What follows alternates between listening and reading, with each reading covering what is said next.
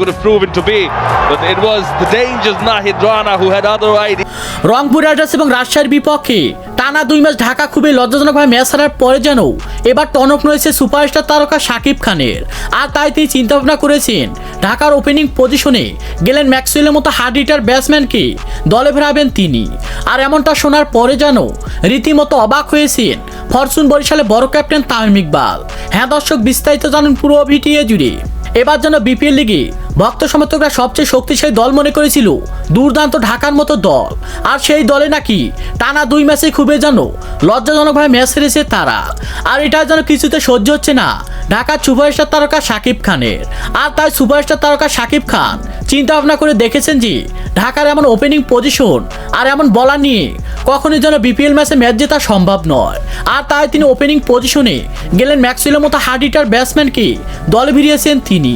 তার কাছে কথা হলো যে যদি আমার কোটি কোটি টাকাও যায় তারপর আমি ঢাকা দলকে হারতে দিব না।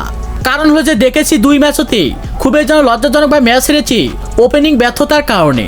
আর যদি আমি গেলেন ম্যাক্সওয়েলের মতো হার্ড হিটার ব্যাটসম্যানকে আমার ঢাকা দলে ফেরাই তাহলে যেন আমার ঢাকার জন্য প্লাস পয়েন্ট পাবো একজন দুর্দান্ত একজন হার্ড হিটার ব্যাটসম্যান, এমনকি অভিজ্ঞ একজন খেলোয়াড়। আর তাই আমি টাকার পরোয়া না করে এমন গেলেন ম্যাক্সওয়েলের মতো হার্ড হিটার ব্যাটসম্যানকে আমার দলে ফিরিয়েছি আমি। কারণ হচ্ছে যে ফ্রান্সাইজি লিগ এমনকি নিজের দলে হয়ে দেখা যায় হার্ড হিটিং ব্যাটিং পারফরমেন্স করে অবিশ্বাস্যভাবে ম্যাচ জিতিয়ে থাকেন এই গেলেন ম্যাক্সওয়েলের মতো হার্ড হিটার ব্যাটসম্যান। আর শাকিব খানের এমন দারুণ চমক দেখে রীতিমতো অবাক হয়েছেন ফরচুন বরিশালের বড় ক্যাপ্টেন তামিম ইকবাল, এমনকি বিপিএল লিগের ফ্রান্সাইজিগুলো। তো দর্শক, পারবে কি ঢাকার সুপারস্টার তারকা শাকিব খান একের পর এক হার্ড হিটার ব্যাটসম্যানকে দলে ভিড়িয়ে ঢাকা দলকে চ্যাম্পিয়ন ট্রফি তুলে দিতে? সে বিষয়ে আপনাদের গুরুত্বপূর্ণ মতামত জানাবেন আমাদের ভিডিওর কমেন্ট বক্সে। ধন্যবাদ।